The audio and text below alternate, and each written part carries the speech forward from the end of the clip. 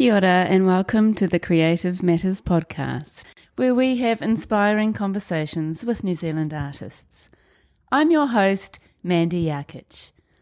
These conversations are intimate, uplifting and insightful. The guests on the show have absolutely enriched my life, and I'm sure their stories will have the same effect on you.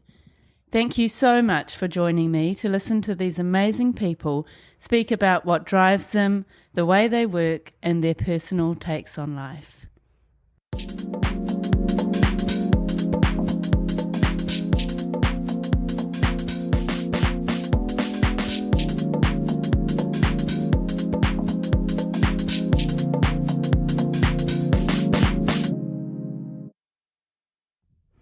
Evan Woodruffe is an abstract artist living in Tāmaki Makaurau, Auckland. He is a very well-known, much-loved figure in the New Zealand art world. Evan is an artist with many threads to his practice. Most of his time is spent making work for exhibitions, projects and commissions. He's also the product specialist for Gordon Harris, running workshops and writing editorial for their art stores. He is one of 6 global brand ambassadors for both Schmincke Artist Colours and Vinci Artist Brushes in Germany.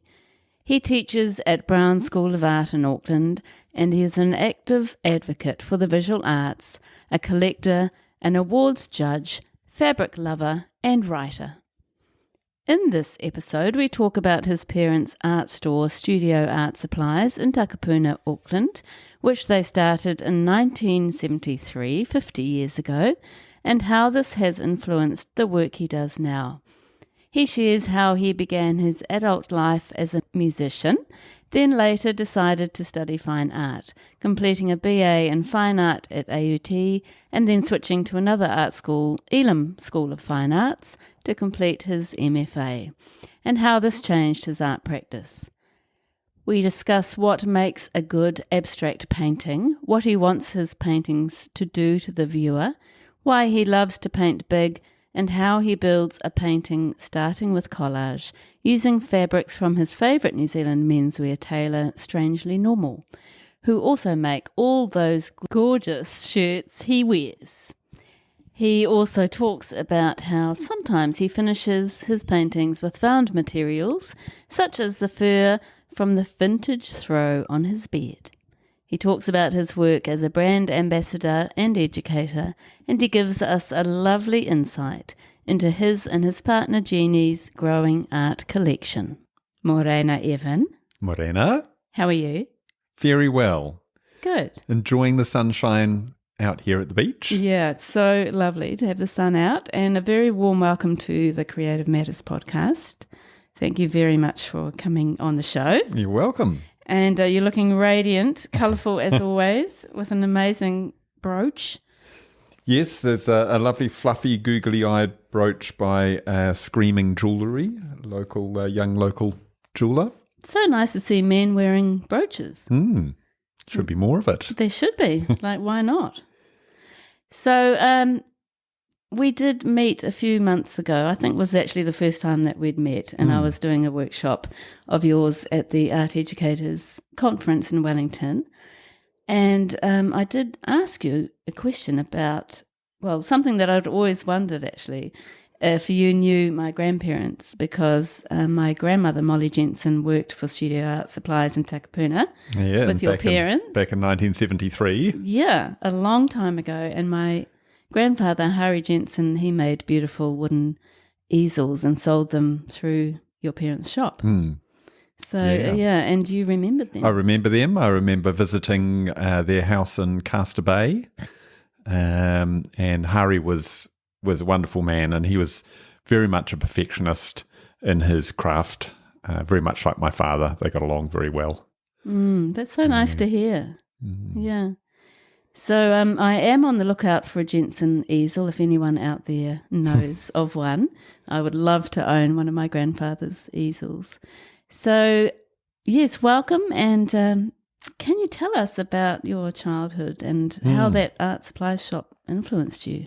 Well, yes, Mum and Dad emigrated from the UK in 1965, and came to Tāmaki Makaurau Auckland. They came with 2 sons, but had another 4 children here. And growing up, we didn't have a lot. We didn't have a lot of support because, of course, there was no extended whānau around us. So mum and dad both being artists. Dad was trained as a graphic designer in London, and came out here working in advertising agencies. And of course, in those days, there were no computers or anything. You had to do everything by hand. All the lettering had to be done by hand. All of the illustration, and that was done with gouache. So the easiest way to occupy 6 children was to give them some sheets of paper and some paints and what have you. So we grew up making art. We grew up going to Auckland Art Gallery and Auckland Museum because these were free to go to. So they were great places to entertain the children as well. And I remember being completely blown away in about 1975 when I was young, maybe 9, seeing Luc Pierre's Environment 3, which was this room mirrored sound installation thing, which just completely blew my mind, my young mind, and a sort of that amazement with what art could do to someone has really stayed with me. In 1973, Dad was working in a agency, and he was offered by Letraset, who used to make the rub down lettering stuff. That's no longer with us. But they wanted someone to set up an art supply store, selling Letraset to the graphics industry.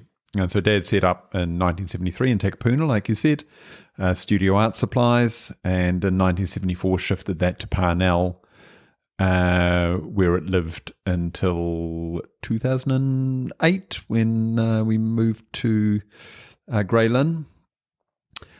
Dad didn't want any of his children to work with him, because he wanted people to go out and experience the world a bit more first. So I started off at university, but I dropped out pretty early. I had a reasonable amount of childhood trauma, and my head wasn't really on very straight for the first half of my life. So dropped out of there, went to work in a couple of ad agencies for about 3 years, and I found it very hard to kind of relate to the work that we had to do there. So left there, and Dad saw that I could be a very loose end, so offered me a job at Studio Art Supplies in the mid-80s. And so I started working at Studio Art Supplies, but I was a musician at the time. I'd been a musician since I was 14, and had started a few bands. We went on through first band, Diablos, and the second band, Melon Twister, to put out cassettes and a couple of CDs, and even got nominated for a Silver Scroll. Wow. 1990 something, 95, I think. Amazing. And was that punk? Did I read? It was rocky punk to start with, and then starting in 1991, more of the indie dance stuff that was coming out of Manchester. We were very interested in. And was that sort of a good way to sort of resolve some of your angst? Yeah, definitely. The rock and roll lifestyle and the vehicle for artistic expression, I guess. So my writing, I've always loved writing, and so writing lyrics and writing music, and then playing it loudly was great. Kids, just remember, loud music gives you tinnitus later on in life. Oh, really? You suffer from that? Yeah. Oh, wow. That's hard. But Dad insisted, him being old school trained in art, he did insist that all staff at Studio Art Supplies knew what they were talking about. You couldn't have a specialist shop like that without expertise. So, but I was a musician, so the way I kind of resolved that was to really study up on the technical side of art materials. So although I didn't really use the materials, I dabbled. I did a little watercolor but I really wanted to know the technical side of it so that I could be more of a technician than a practitioner. And when we met the family members of Schmincke, the German colour manufacturer, in 1986, started bringing in their materials directly. They had an incredible way of also having this family history of colour manufacture and technical know-how and knowledge and information that I could tap into. And then that spread to also Vinci Brushes in 1990 and several other German companies. So when I finally ditched the music, I got too old to be a rock and roll monster. Never too old, I think. In 1997, I decided to focus my artistic needs more into the fine art side of things, and so I came to it with an understanding of the technical product, product, and that was my kind of to the making art production. And were you thinking about art for a while before you actually came to that point, or was it something that you felt you would always end up doing? No, I did have to make a decision when the band Melon Twister, when we split, people were going overseas and what have you. I had to make a decision. Okay, do I continue with my music? In which case I need to set up my own home studio, and invest in materials there. Or I'd started doing quite a bit of painting, especially when I was out of town. So I used to like going out into the environment and painting. And I decided, no, well, kind of makes sense. I'm working, I'm a director in an art store. I'm doing a lot of painting, so it would make more sense. And it's something I could do more solitary. I think making music solitary, I'd probably get a bit navel-gazing. Yeah. Whereas painting is kind of solitary occupation. So I could do that. And I was all tooled up with the information of how the paint was made and what it could do and what. And it must have been such an inspiring place to work and getting to know artists. Still. Yeah, totally. I mean, it's almost like that's been the sort of centre. It has. So when my mother finally said to Dad, "Look, I don't want to take you out of here on a stretcher. You've got to retire at the tender age of 75."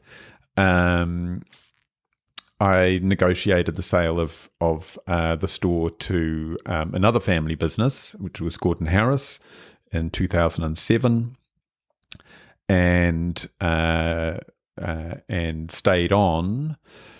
But again, I had to make a decision. Okay, do I want to take on the store from my parents and be run an art store like I had been, but by myself? So it was a decision. No, I want to concentrate more on my art. And then again, the decision to go to art school and do my postgrad in 2013. the decision to come out of that degree was to, okay, I want to scale right back on working in the store. I don't want to work in the store anymore. I want to be focused on making art more full time. And so that decision was made then. So it's been a series of steps. Yeah, it's making really it more and more. So when you decided to go to uni and do that fine art postgrad, what were you thinking? Did you feel like you needed to do that to learn some more skills, or why did you choose to do that? Yeah, it's when I started painting, I understood that it was like learning my instrument. It was going to take at least 10 years to get the rudiments down. So I already had a precedent for understanding the mechanics of creative expression. How to use your tools. So I understood that it was going to take 10 years, and that the course I decided on was, okay, I want to be able to paint what I see, so paint objectively, but I need to take it beyond that as well. That's just going to be a stepping stone to whatever I end up making creatively. So it was, again, a series of steps. So I started out painting what I could see, and then I got bored with representational colours. The sky's going to be blue, the grass is going to be green, interested in flesh tones, what have you. That got boring, so I scaled it right down to just two colours, a primary and a secondary, and which made black, but then you could vary it from warm to cool and get undertones and mass tones and play around with like duotones. So I did that for several years, but then I exhausted that, and really I'd reached a cul-de-sac in my own ability to self-teach myself strategies to go forward and make something new. And I thought maybe the idea would be to apply for some residencies, and I could go away and go to the top of the mountain to a monastery, and it's like that didn't work. I didn't have the experience to be accepted into those kind of venues. And my partner Jeannie said to me, "You should stop messing around and you should go to art school. That's what you should do." And like I always do when I'm being smart, I listened to her. And so I enrolled with AUT, and because of my prior experience, I was showing in galleries and had enough experience to go straight into a postgrad diploma, in which I did at AUT. Once I'd completed that diploma, I thought, well, I should see what a different art school is, get two different perspectives on things. So I went and did MFA at Elam. Oh, wow.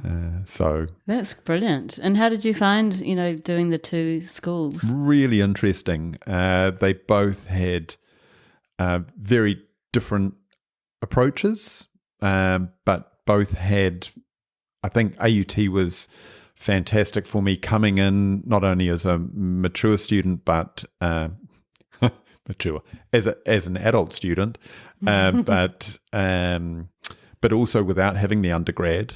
I think the structure that they had, getting me up to speed on contemporary dialogues, was really, really important. And then when I had enough of that, going to Elam, the approach there was a lot less structured, but I was set up and ready to go there. So I found them both really, really interesting places to be. And before you went to study, were you making abstract paintings? No.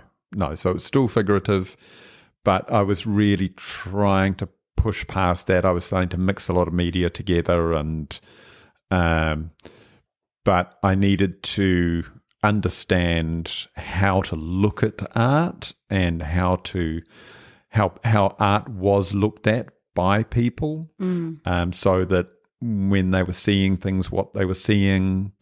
I needed to understand contemporary talk about effect and about thingness and about all of these different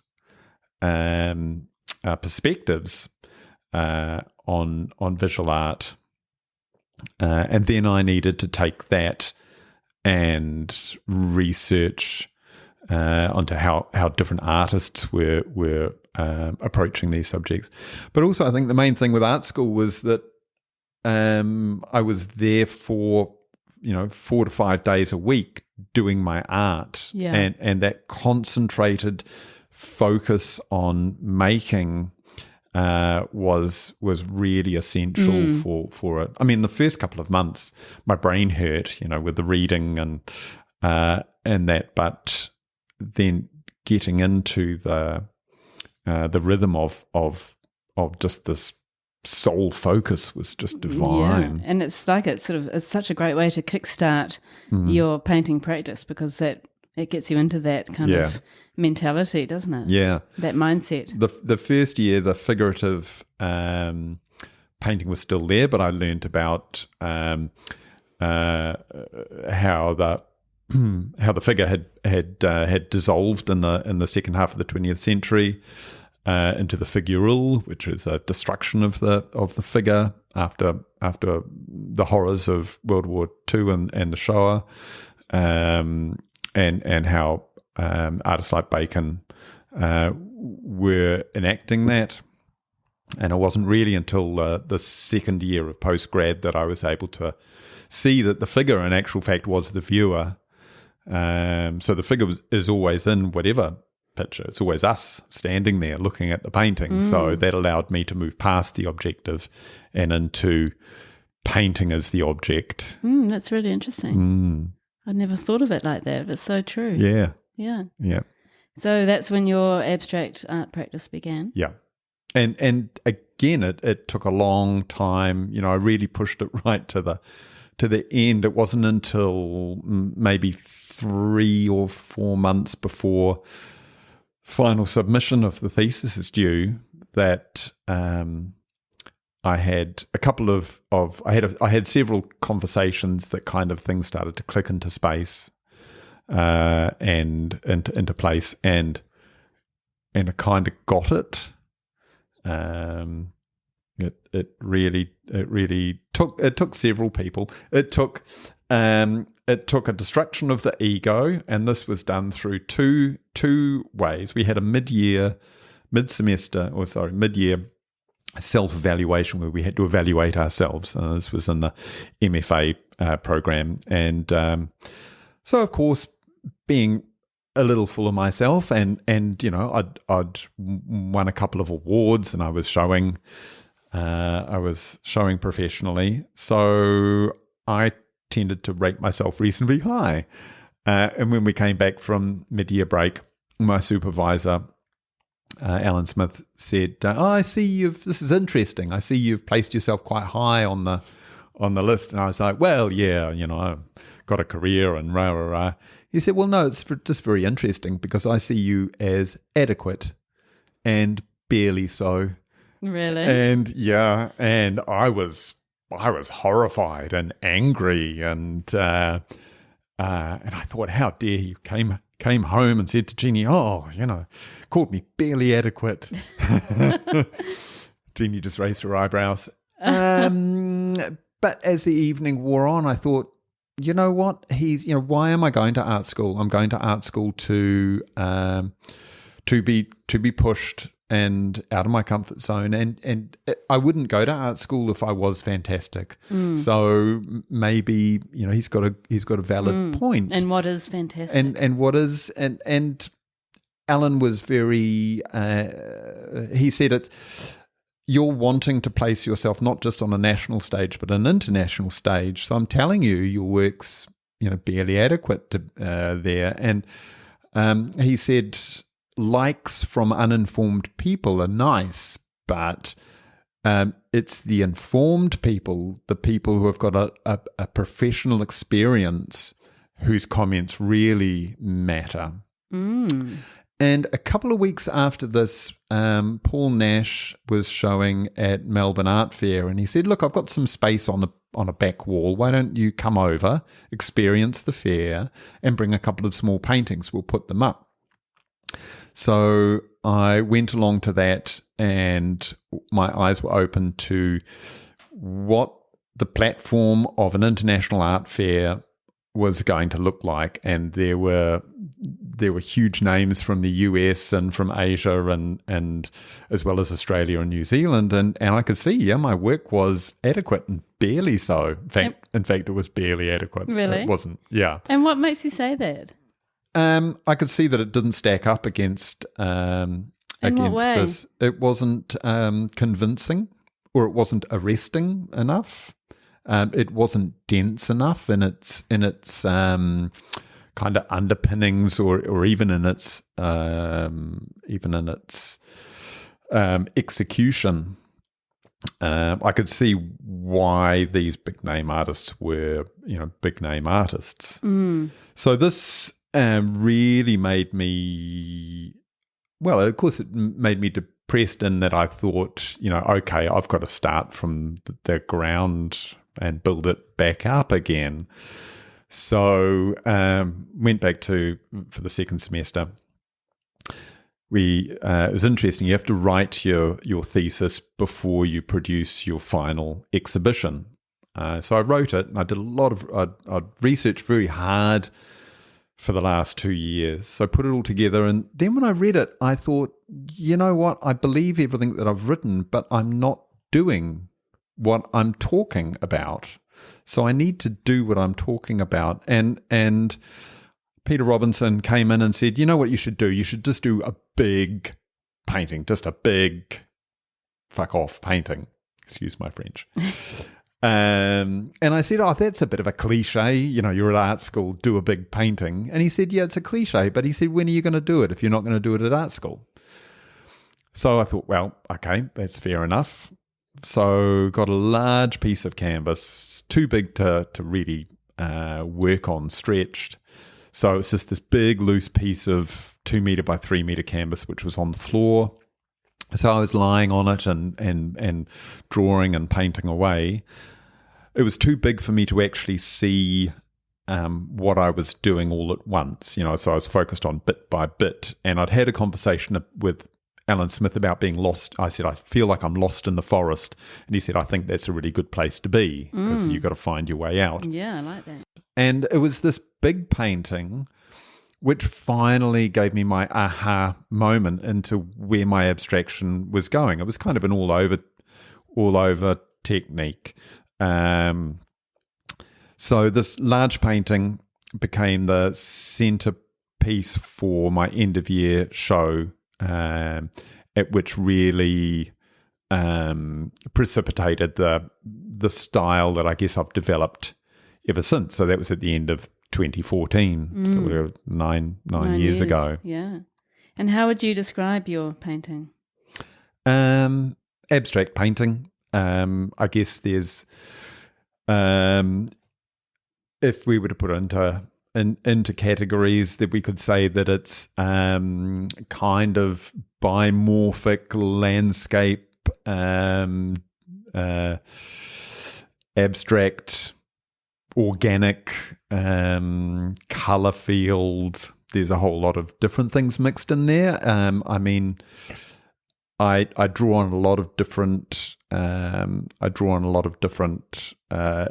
Inspiration as far as painting goes, and it all kind of goes in there. And I think this is what makes a painter. Well, this is what makes a painter individual. Is that everyone has their own set of inspirations. So, for instance, when I'm teaching or when I'm learning, if we take one bit from each person who's spoken to us, then we're building up a little library. It's like, I didn't believe much of what that person said, apart from that point, and that point really resonated with me. Great. Okay, so take that point, add it to the other points from other instructors or other influences. I don't like that painter, but I like their use of that color and that color. I'm going to take that away. Or I like the way that they've done their priming or done their brush marks or used an airbrush or what have you. And we build up our own individual set of loves, and then we put that together. So I don't know. I have talking about something visual with words is very difficult to say in that kind of elevator talk that we're designed to do. Okay, you've got 30 seconds to say what you do. And my elevator pitch would be something more like, color can change you, or color does change you. So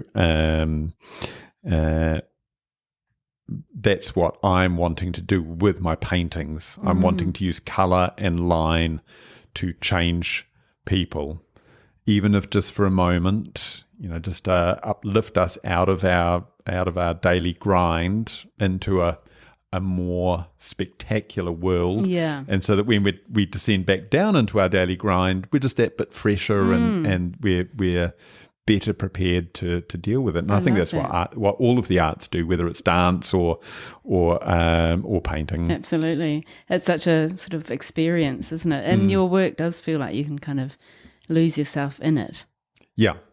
They do feel like mini worlds in some ways. Yeah, and that's the reason for scale. And that's what I found out with that first big painting that I did at Elam, was that it's like, this is what scale is. Before then I thought a big painting was 1 meter by 1.5 meters, but you need it to be way bigger than that. So it was interesting doing my recent show at Te Wharitoi o Heratanga, Hastings City Art Gallery. No straight lines, and the director there, Sophie Davis, said, why are you interested in doing these big paintings for the show? And it's because I want people to feel like they're inside the environment of the painting. Which probably goes back to that experience you had with the Luc Pierre. Exactly. Yeah, Luc Pierre's environment when I was 9. Yeah. Going into the artwork. And it was really interesting when the art gallery reopened with its with the new art gallery at Auckland Art Gallery there. They had that work out. It hadn't been out since the mid-70s, and it was incredible to go back into it and experience that again. Yeah.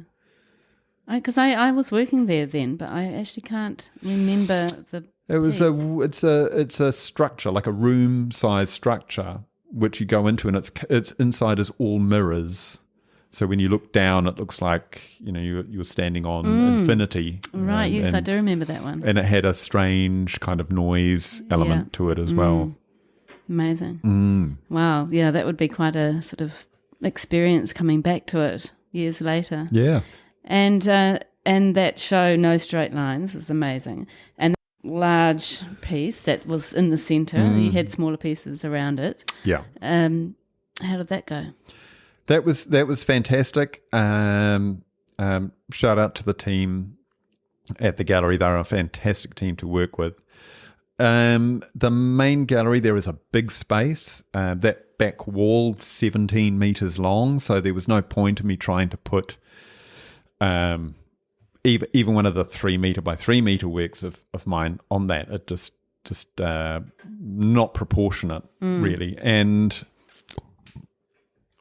there was a strange configuration of these big 4 metre by 4 metre floating walls in the centre of the gallery, which kind of funneled you through to that back wall. And so the back wall wasn't fully visible until you emerged from between these floating walls. So that's why I thought, right, okay, so you need to come out and be all of a sudden surrounded by this painting. So the painting initially wasn't going to be quite that big. I thought about 3 metres by 7 metres was going to be adequate, but I worked on the layout with Jonathan Browne at the gallery, and And kind of thought, okay, no, it's going to need to be 11 metres long. And especially in the wake of the Cyclone Gabriel destruction in Maui and Hawke's Bay, I wanted it to be a big environment that people who had been shoveling silt for 2 months could come into their community gallery and just go into a different environment, which was going to be brighter, happier, more joyous. And lose themselves. Yeah, for a escape moment. Even. And that artwork is called 28th of April 2023. It is. So what's that about? So my paintings are named after the date they're finished on. So kind of like their birthday. Because I've kind of brought them into being. So, I wouldn't say that they're my children, but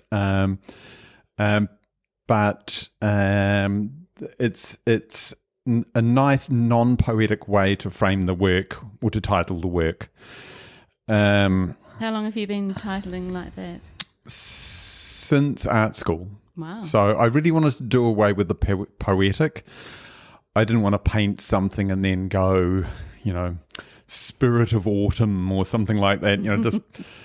Marlene Dumas, the South African artist, she says a good title can save an adequate artwork, which is true. But I really wanted to do without the poetic and just leave the image to really talk. It also sets a timeline for my work. So if you're looking at a work and the title is, 28th of April 2023, you can go, okay, that's, especially in a not a survey show like this show was, but there were paintings from about 6 or 7 years apart. So you could go, that work is earlier than this work. I see that this element has morphed into that element. He's taken this out and he's added this in, and see that development. I love that idea. 28th of April was the date the show opened there. And although I'd finished the 6 panels a little bit before, that was the first time that I'd really seen them together, because my studio's very small. So doing something 3 meters by 11 meters, I can only look at 1 or 2 panels at a time. So I didn't get to see what that looked like altogether until it went up and opened. And were you actually, the painting goes across panels sometimes, but sometimes it doesn't.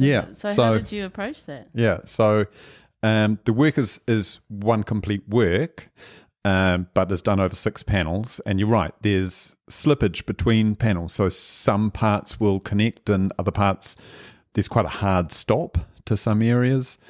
And I liked to address it as 6 panels. It's not a single unbroken stretch of linen. It's 6 panels, and these panels operate like chapters in a book, or verses in a song, or passages of music, or that sort of thing. So between one chapter and another chapter, you can, it can really drop you off kind of at the end of one chapter, and then you begin another chapter and it's like, hang on, this is, 2 days later or whatever. So I wanted to have that. And do you like the idea of the viewer sort of viewing each panel separately or more as a whole? In that work, people did both. So obviously when you come out from between the floating walls, you are confronted with it as one piece. But it's kind of a little bit too big to see both ends simultaneously. And people will see that there's 6 panels, so they would walk along it and stand in front of each panel. It is so a bit of both. Incredible. Oh my God. And do you see it as it almost feels like it has some sort of story to tell, and that there is sort of a beginning and an end, and that last 6th panel feels very much like the end. I'm not sure if that's what you were thinking. Yeah, it's interesting. So the 6th panel is whereas the previous 5, there's lots of space, there's an illusion of space, there's lots of stuff happening. The 6th panel is just this deep blue with very little happening. There's a couple of spots of colour, and that's that. And I really wanted to bring it back to a panel just about paint and what paint could do. So there was no illusion, no illusionistic space or anything. It was just about paint. But of course, I didn't know what it was going to look like until I put it on the wall. And then it was like, yeah, otherwise the painting would just look a little, not normal, not vanilla, but it needed that jarring, difference there. Not jarring, but this sudden, Unexpected. What the hell's happening here? Yeah. But it was interesting when Charlie Ropatini, who's Ngāti Kahununu, welcomed the work in to the space. He sang to it, and he saw that as Te Pō. So that was the night from which creation comes. So he was reading from right to left. That's interesting. I actually started it almost at the end, and then went to the middle, then went to another end, then went to, so I didn't want to make the work starting at one end and ending at the other, because then it would look like there had been a development rather than treating each panel individually. Wow. And I love the way you've brought that blue from that 6th panel sort of through the rest of your painting. Yeah. It seems so beautifully connected. Yeah, so I mean, it looks like quite an abrupt coda to the kind of music, but yeah, that blue is in there. All of the colours are in there in the other panels. Yeah, and you are referring quite a bit to music, and it does feel a bit like graphic notation, doesn't it? In some ways, some of your mark making. So, do you feel like the music that you had in your younger years is kind of coming through? Definitely. Well, when I started focusing on visual art instead of music, I thought, well, it's the same. It's just a different method of production. But it's the same me expressing. So the only difference is I have to learn a new instrument. So it is, for me, it's very musical. Also, there's something nice about the paintbrush because it is a rhythm that you're having to do with it. It's interesting. I was talking to Cora Allen when she went up to Niue to look at the hiapo weavers up there, or the makers of hiapo. She said they would all sit. They'd be at the marketplace and they'd all sit, but they'd have mats over them so you couldn't see what they were doing, because each had their little trade secret of how they'd make the fabric. But she said you could tell who was under there because everyone would have their own distinctive rhythm of beating. So, the tap, tap, tap, tap, tap, tap, tap would be one person, and the tap, tap, tap, tap, tap, tap.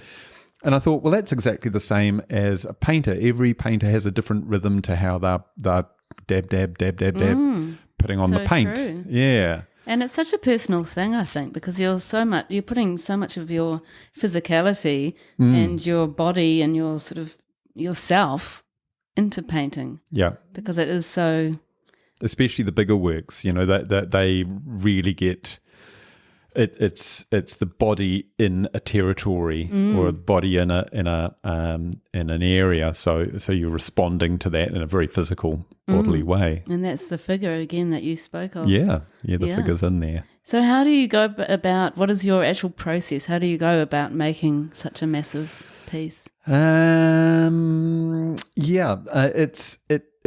comes out of itself. So it's a process driven work. So basically, I start off with collage elements.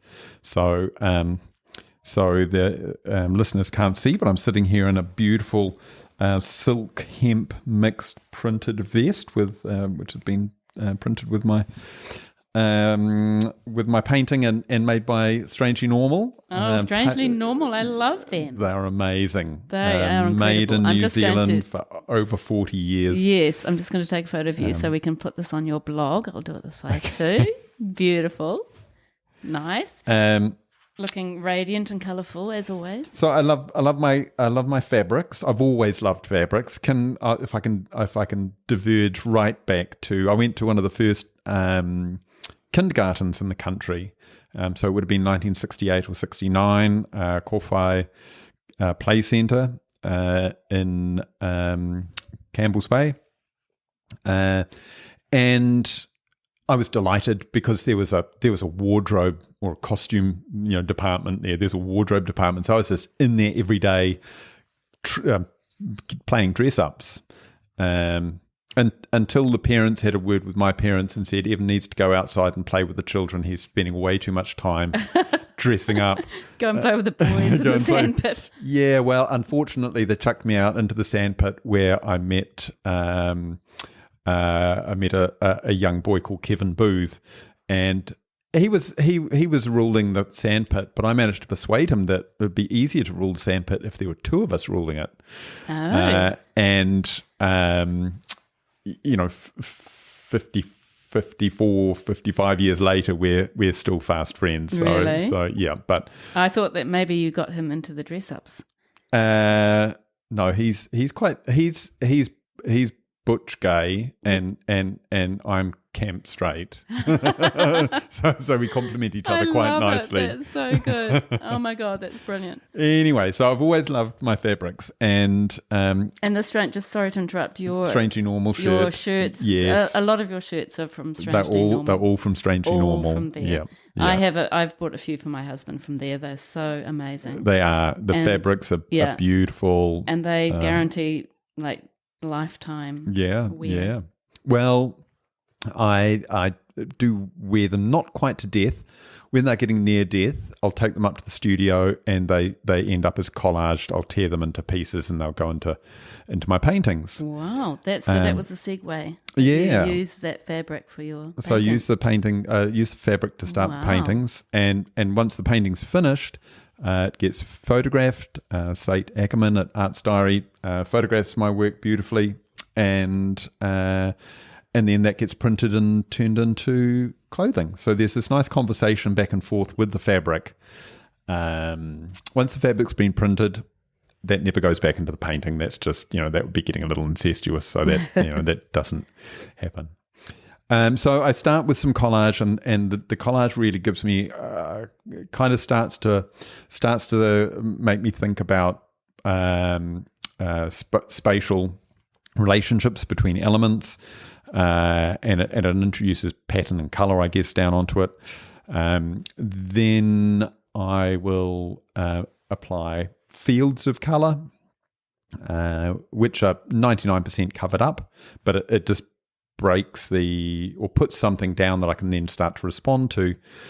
And then they sit in the studio for a little while I think about what kind of mood I'm wanting in a painting, or because color is an emotion. We have an emotional response to a color. So deep blues are going to be more introspective than bright pinks and yellows. So I can't really paint an introspective painting if I'm feeling full of energy, and vice versa. So I have to wait and see what the main color components will be. Then when I can match my mood to several colors, then I can start. And they start off very loose, so all of the line work goes down first. All of the fine lines and the shapes and everything, that all goes on in quite a loose beginning of the painting, and then the backgrounds will get painted up to those lines, and then the colors inside the shapes will be developed, and sometimes other collage stuff has to go in. I use paper a lot in them, and even found objects, bits of plastic and steel that I find on the road. Oh, really? I didn't realise that. Yeah. And we have a vintage fur on the bed, necessary at this time of year, but it's so old that it's starting to come apart. So I'll take those bits up to the studio and treat the skin so that it doesn't keep decaying, and then they'll go into the paintings too sometimes. Wow. And you're just kind of responding to the mark making that you've already done. Yeah. And then it just kind of keeps building in that way. You don't have a plan at the beginning. No, like I said before, they're not my children, but I do see them as new objects into the world. And so I have to nurture them to a point, but so I have to start with marks and with color decisions, but really I'm watching to see how they develop, because they do take on their own personas very, very quickly. And I don't want to fight that. I want to encourage that and nurture it into something. Yeah, that's a really beautiful analogy. And what happens, I mean, do you ever find that it's sort of, the teenage painting is not going in the direction you want it to go in? Yeah, totally. Sometimes I'm painting a series at the moment for a new project, and I painted 3, and they were like, yeah, they're okay, but they're not really doing it for me. I'm not saying they're disappointing. They're disappointing to me as teenagers. I'm saying that they're not exciting to me. But then yesterday I finished the 4th one, and it's like, oh my God, I'm loving this. And I had to learn the mistakes of the other 3. It's not the mistakes of the children, it's the mistakes of the parent, isn't it? Yeah, the upbringing. Exactly. So I had to learn from those other 3, or try things out to understand and get me to the 4th one. And what is it, do you think, that feels disappointing for you in a painting? That I'm not engaged, or I'm not curious, or I'm not... Philip Guston said something interesting in an interview, that it's not that there has to be struggle in making a painting, but there has to be experience. There has to be some sort of experience in making it, and I think it has to show some experience, and it show me an experience, maybe a new experience, for it to become something new in the world to me, that's worthwhile to be in the world. Another average painting. The world doesn't need another average painting. What the world needs is a really exciting painting, something that's attractive, not in the way of beauty, but something that attracts one to it. It's such an interesting idea, isn't it? That sort of the way that people view abstract paintings, and what makes a good abstract painting and a bad abstract painting, and how do abstract painters compare to representational painters?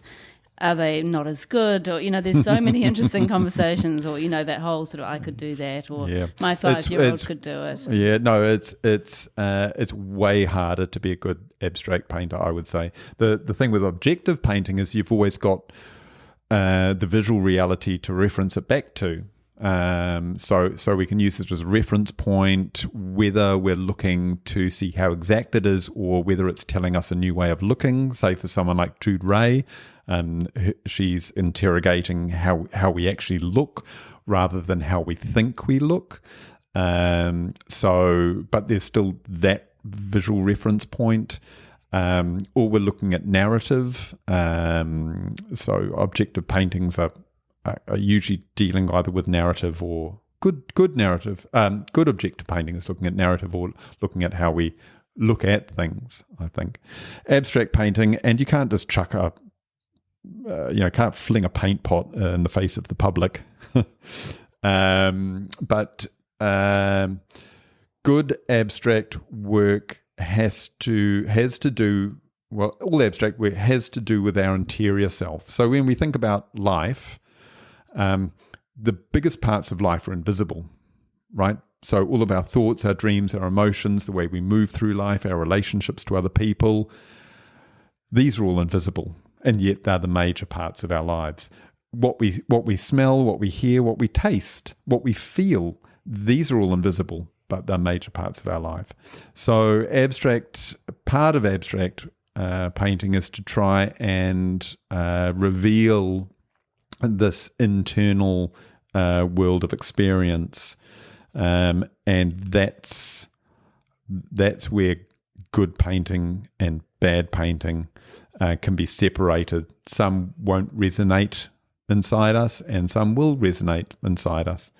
Sometimes that's to do with the viewer, not the artwork, as well. It's a complex idea. It's extremely complex because, when I was painting figurative works, Mum would have a look at it and say, first thing, oh, you got the elbow wrong. Because she knew that the elbow was wrong because she has a visual cue as to what's a right and wrong elbow.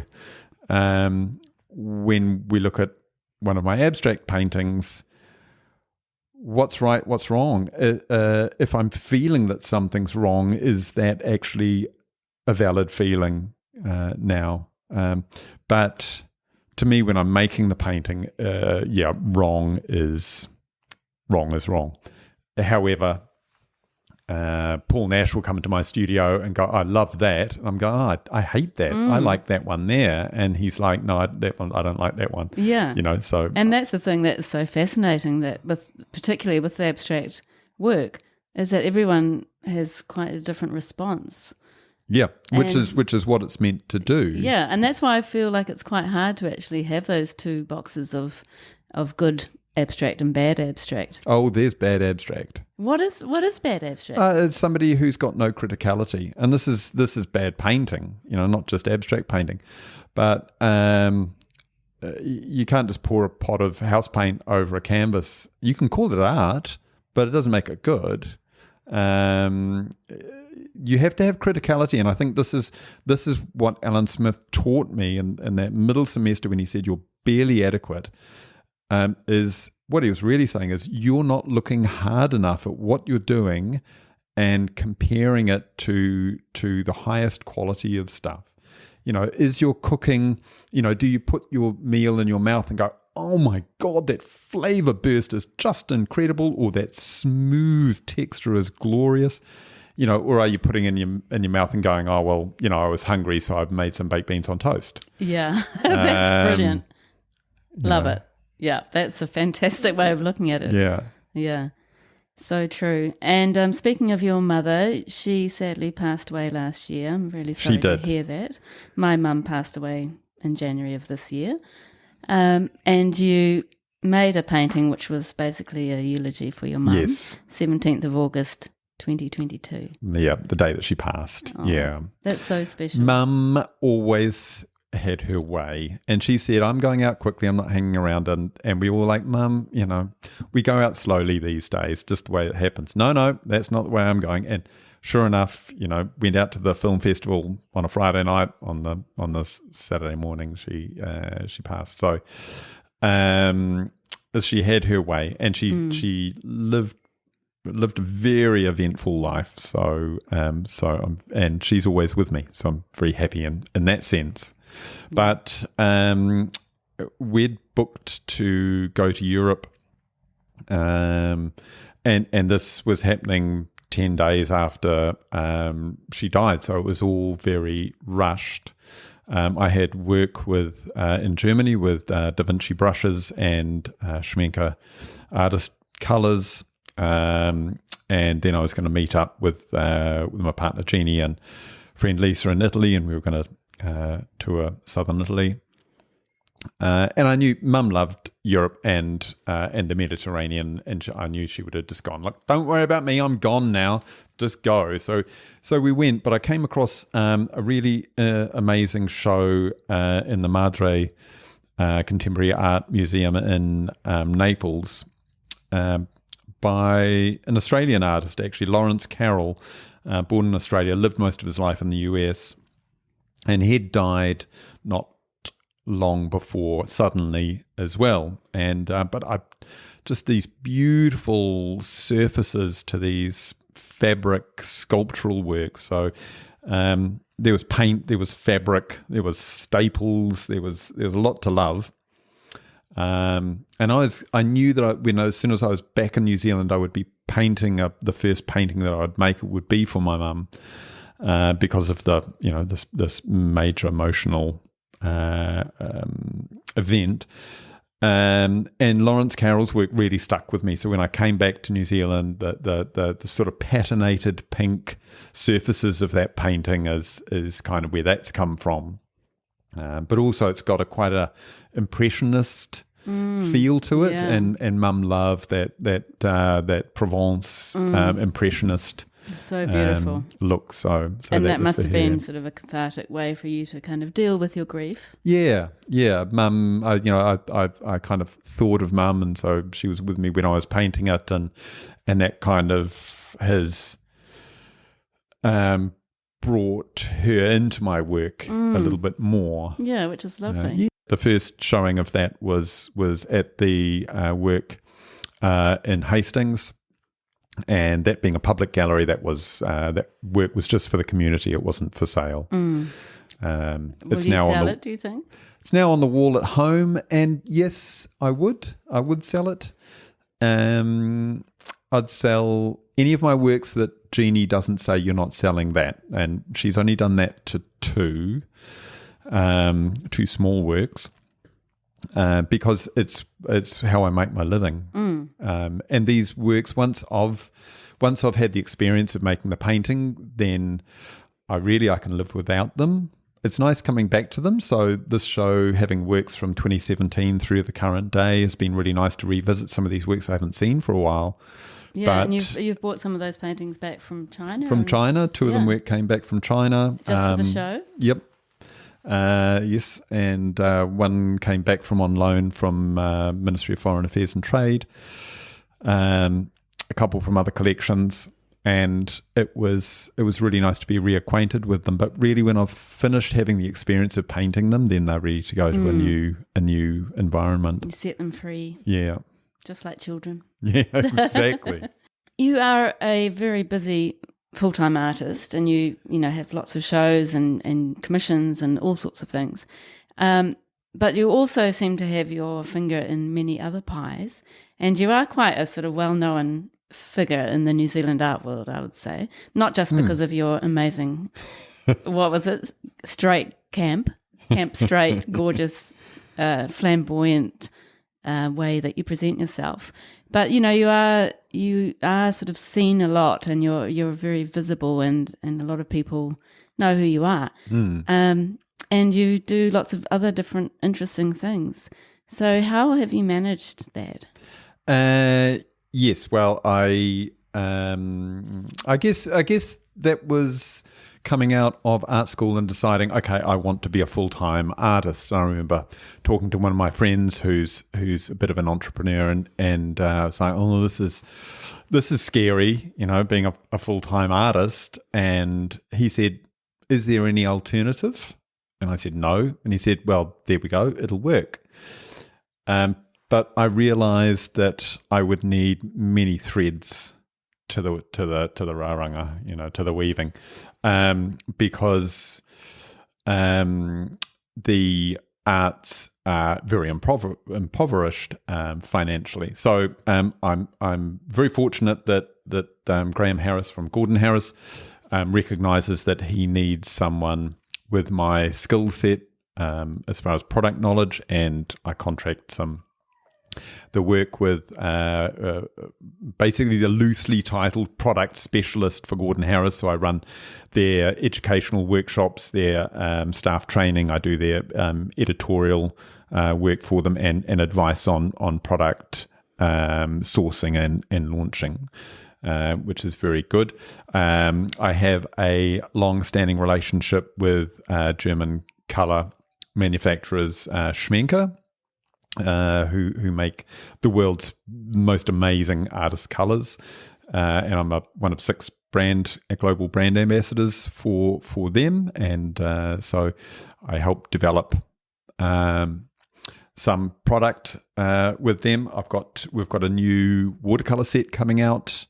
I think it arrives in the country in a month, Exceptional Colours. So I've worked with their palette with their colour range to develop a special palette for them. How amazing! That's who I was with last year, working on the previous set.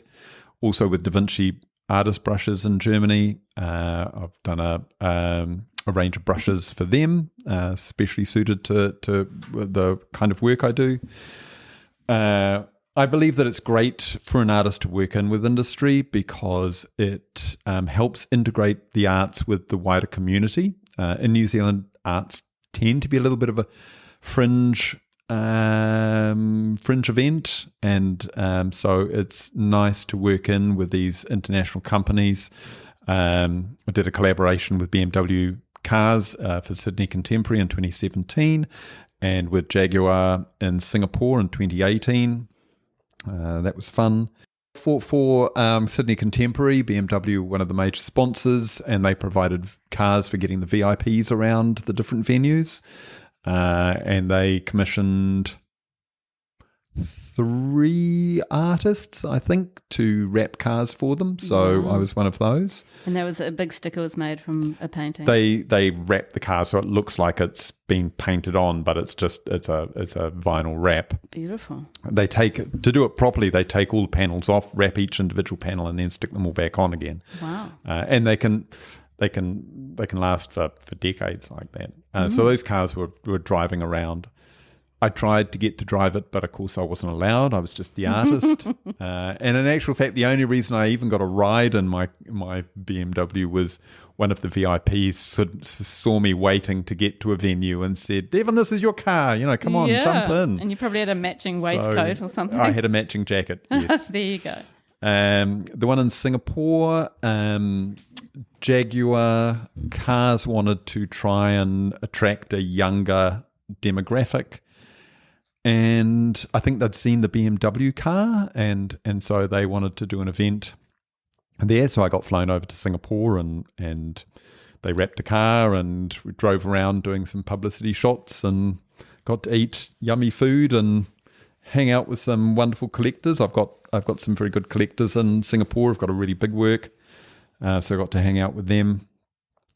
So yeah, that was a lot of fun. That's incredible. And what an amazing thing to kind of accompany your art making. Yeah, well, that's the main thing. I mean, even being even having as many strings to my bow, I teach a lot at Browne School of Art and for Gordon House around Elam AUT, Otago Polytech, art groups around the country. I obviously exhibit and sell works and commission works, but there's still, don't get into art thinking there's any money at all in it. It's about authentic experiences for me. It's about me being who I can best be in this world where you've still got to, you don't work, you don't eat.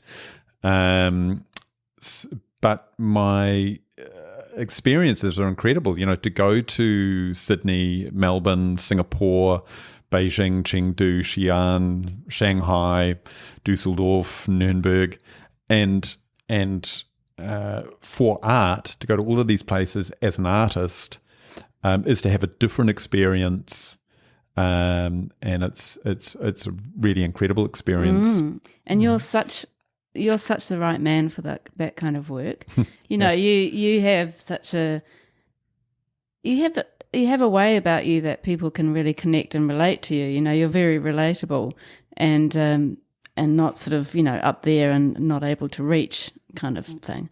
And you have so much knowledge that you give so much to people. There's a really nice quote actually on that by the feminist poet Andre Lorde, and she said, "The sharing of joy, whether physical, emotional, psychic, or intellectual, forms a bridge between the sharers, which can be the basis for understanding much of what is not shared between them, and lessens the threat of their difference." Which I thought was really nice. So I really do enjoy sharing my knowledge, and I certainly don't want to come across as a know-it-all, male know-it-all.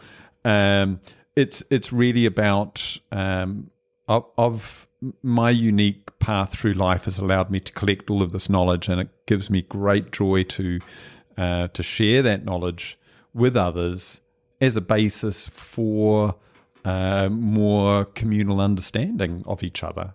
And that's so for the teaching. I mean, we met at the ANZAAE Teachers Conference. Those events are just wonderful. I judged the award for a little local community art group, Fellowship of Artists, the other day, and I know a lot of artists might poo-poo such, they say, oh, Sunday painters, but these people are wonderful people. They're part of the community. They're really engaged with what they're doing, and it gives me real joy to go along and help encourage them in their practices. Yeah, in their pursuits, their creative pursuits, and I think that's a beautiful thing. Yeah, yep. Yeah. Art brings the people together. Yeah, and that's what it should be all about. Yeah. And making these beautiful connections and, on so many different levels, really. Yeah, it's a great thing. I have read that you are an art collector, and I know that you've got a beautiful collection of work. Can you tell us how that art collecting came about, although it's kind of obvious, but also what you look for in an artwork? That's probably another podcast.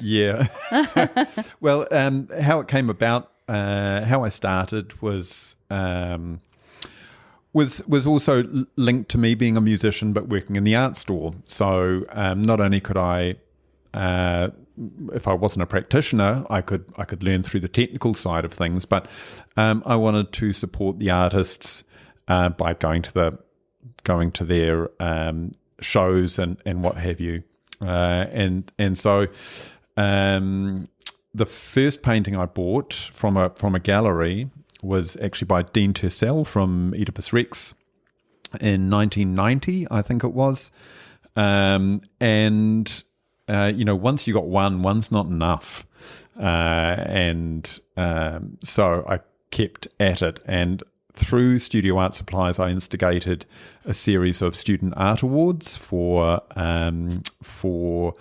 Elam, for AUT, Unitec, and Whitecliffe in the early 90s, I want to say. And a lot of the time we would also purchase works from those student artists. So that was a great way to start the collection. When I got together with Jeannie, she also had a great love of visual art and had a small but lovely collection. And together we're dangerous because, well, even when we say we can't afford anything, we will try our best to purchase something. And usually when it comes to collecting, we'll go our separate ways around an exhibition and come back together and you go, oh, there's one that I really, really like, and she'll go, yes, there's one I really, really like, and it's always the same one. Is it? Yeah, oh, which so is good. Rather fantastic. Yeah, that's brilliant. So we have quite a substantial collection. Not many major works because we're limited budget-wise, but we do have some fantastic works. I'd made a little list actually of what was just hanging in the front part of the apartment, and New Zealand artists: Nicola Farquhar, Virginia Leonard, Glenn Hayward, Tawhai Ricard, Imogen Taylor, Teresa H.R. Lane, Rowan Hartley Mills, Matthew Cooper, Sam Mitchell, Julian Hooper, Richard Lua, Christy Wade, Amber Wilson, Andrew Barber, Iko Robinson, Kushana Bush, Peter Stitchbury, Gavin Hurley, Sanjay Theodore, Luca Nicholas, Joe Rusk, and Reese Lee, just in there. That is an amazing collection. So, I mean, you can change a whole room with an artwork. You know, people are like, oh, let's paint a feature wall. Let's paint the wall. The paintwork's looking old. It's going to be cheaper just to buy a painting and stick it on that wall. And you like the salon hang idea? You jam up your paintings? Yeah. When we got the apartment we have in Kingsland, I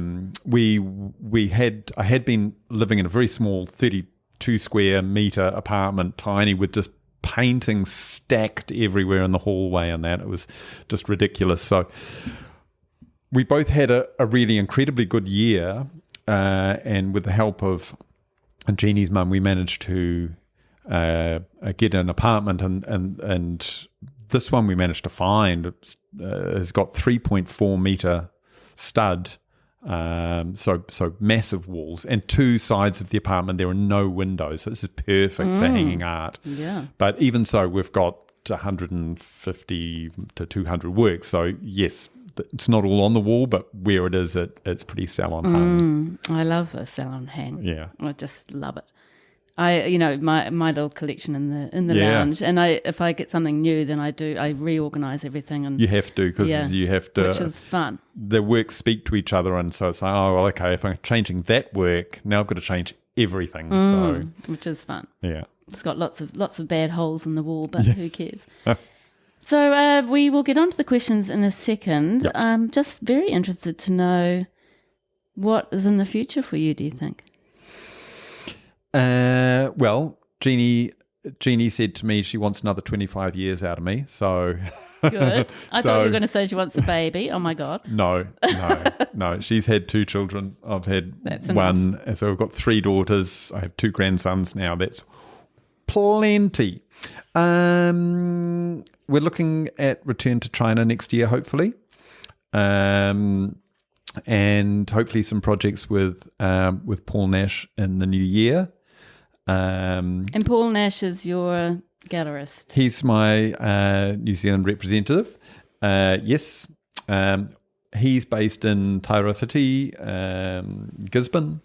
So often people say, oh, what the hell? Why haven't you got an Auckland gallery? You're so Mr. Tāmaki.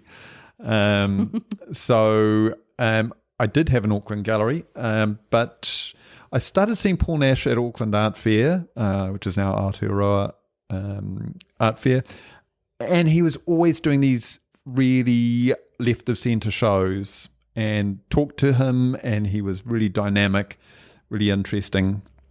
So I started thinking, oh well, this is someone I should be on the lookout for. Tried to get him to take some of my work, but he said, look, I really like you, but I'm not really into your work. So that was fair enough. But then in the end of the first year of my university, he said, oh, I'm starting to really like what you're doing. Let's have a show. So we had a show of work down in Gisborne.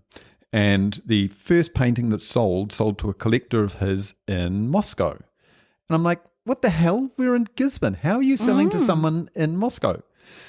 And he said, oh, well, you think that Gisborne is isolated from Auckland. But let me tell you, Auckland is isolated from New York, London, Paris, So it doesn't matter where you are in the world, as long as you have good relationships with people, a good internet connection, and some good walls, and a freight service. I'm like, wow, this guy knows what he's talking about. Okay, and within 18 months, he was selling everything I could produce. So wow, I had to ditch my Auckland agent and do it with him. And all around the world. Yeah, so we've the Jaguar thing in Singapore was with him, and the big work that the Singaporean collectors have, that was through him.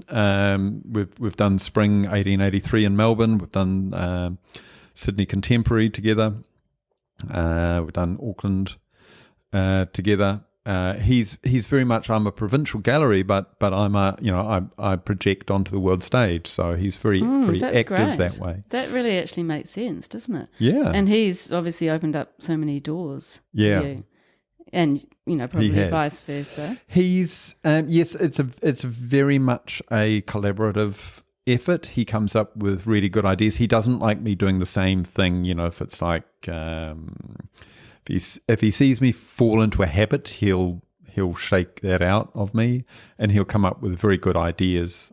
He's an artist. He trained at in Wellington as a designer, actually. So he's full of visual ideas. Well, that sounds an amazing connection.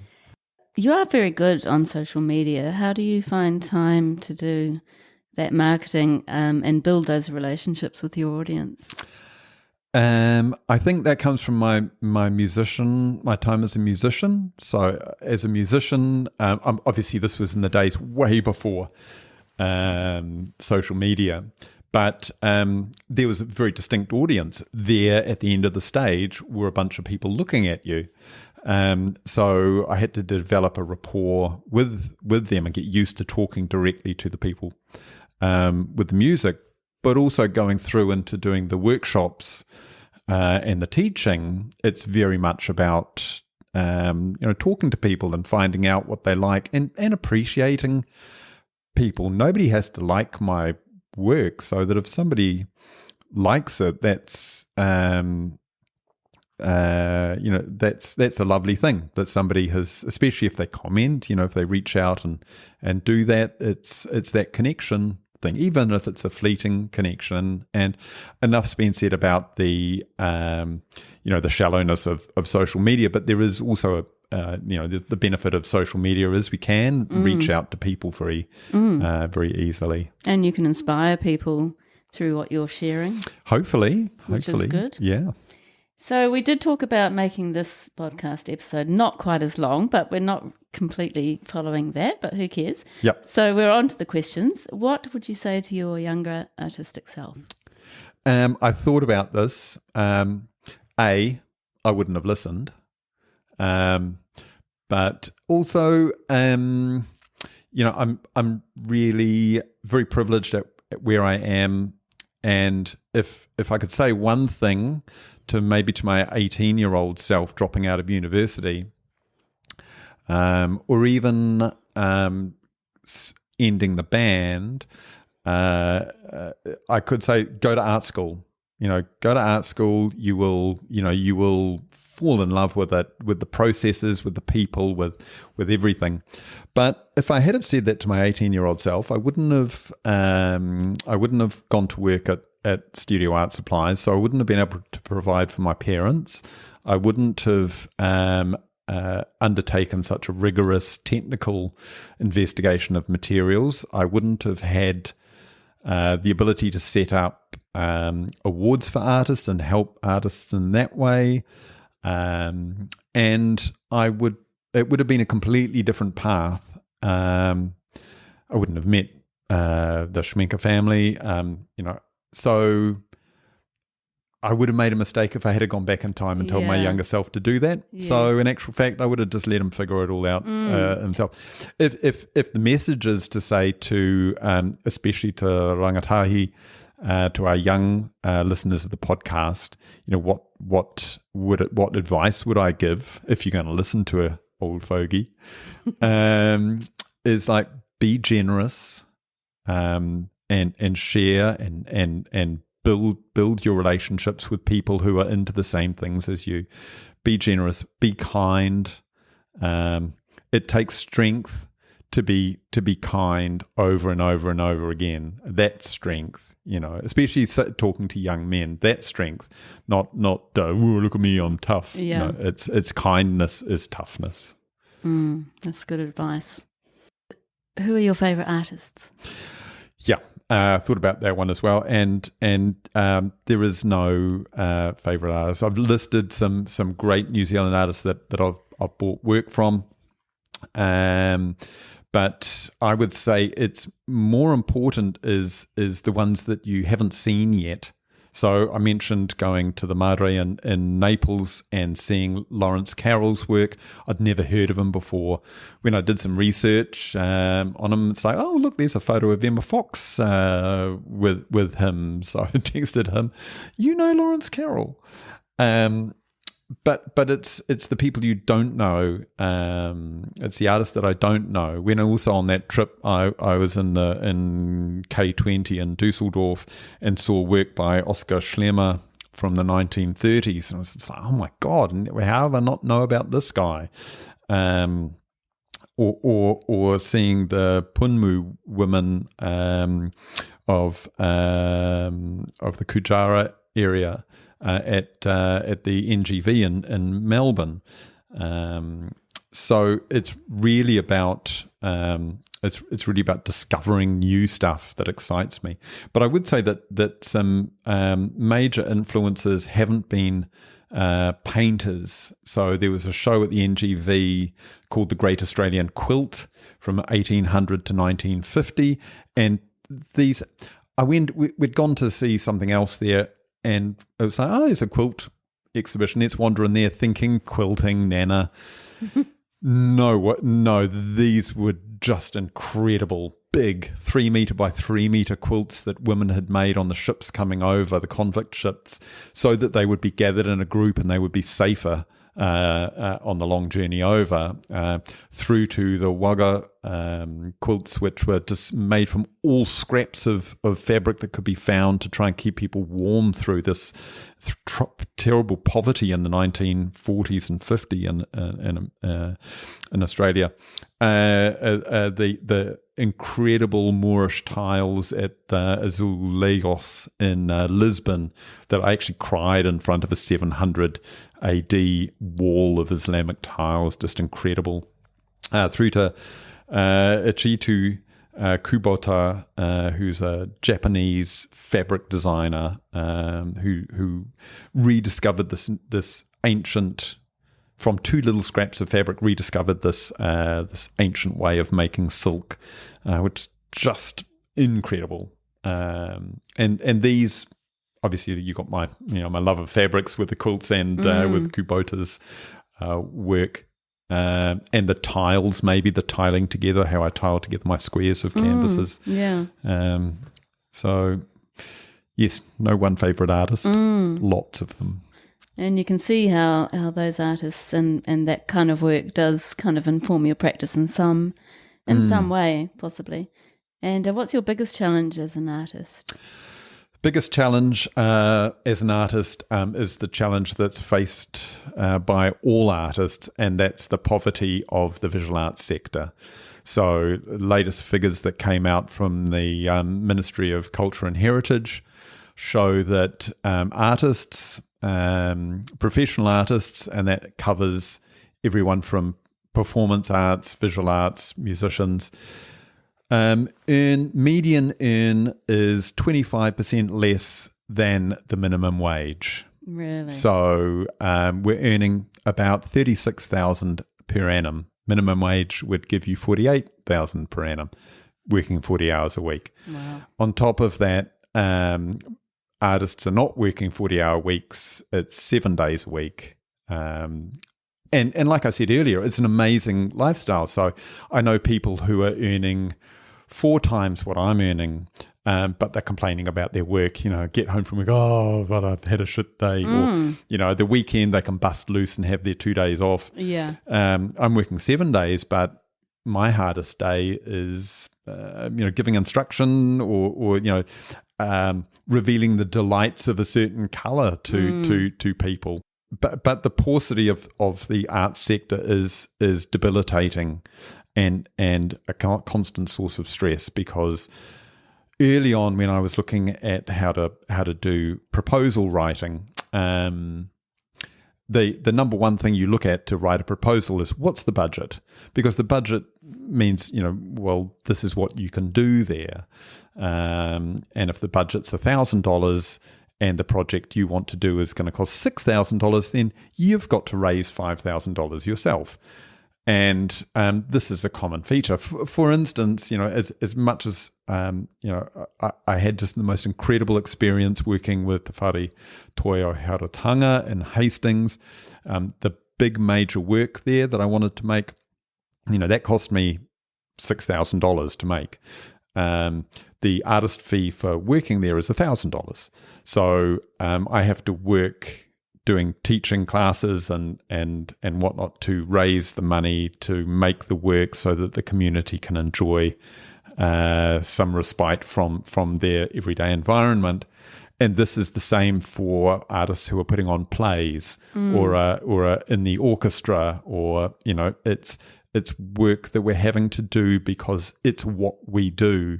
It's the compulsion that drives us is to create, but it's really difficult, and it's until the arts are valued more, and I don't know if they ever will be, but valued more than a new car or something, then it's going to always be fraught with financial stresses. It's so true and so sad. Mm.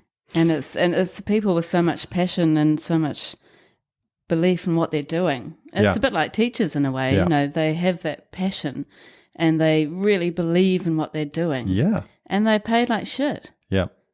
And yet they're responsible for the future. Yeah. It is it's sad. It's the way, and this is the way that we're taught to think as a society. Oh, art is this nice to have, and well, artists, they could just go and get a real job if they wanted. Well, we couldn't, because we'd go even more crazy than we are. Yeah. Yep. I think we've kind of covered what drives you to make the kind of work you make, and also the other kind of work that you do. But have you got any extra comment on that? No, as part of my studies at university, I looked at what made artists make work, and almost invariably, all of them said it's a compulsion. Basically, I paint to make a painting, or it's just some innate need to make it. There's a great quote from the artist and educator Mary Richards, and she said, "Art is the search for wholeness, or rather, making art is the search for wholeness through the ordeals of life." And I think that just sums it up perfectly. Making art for me is a way to come whole from the ordeals of life. Beautiful. Well, Evan, we're coming to the end. Well, we're at the end, which is a shame, because I have really enjoyed sitting here and talking to you. Thank being you. Inspired by your colourful radiance, and also your just your amazing attitude to life. And yeah, as I said before, you're this amazing person that a lot of people know and respect, and I'm very privileged that you've actually come onto the podcast and come out to Muriwai. So thank you very much. The privilege is mine. Thank you.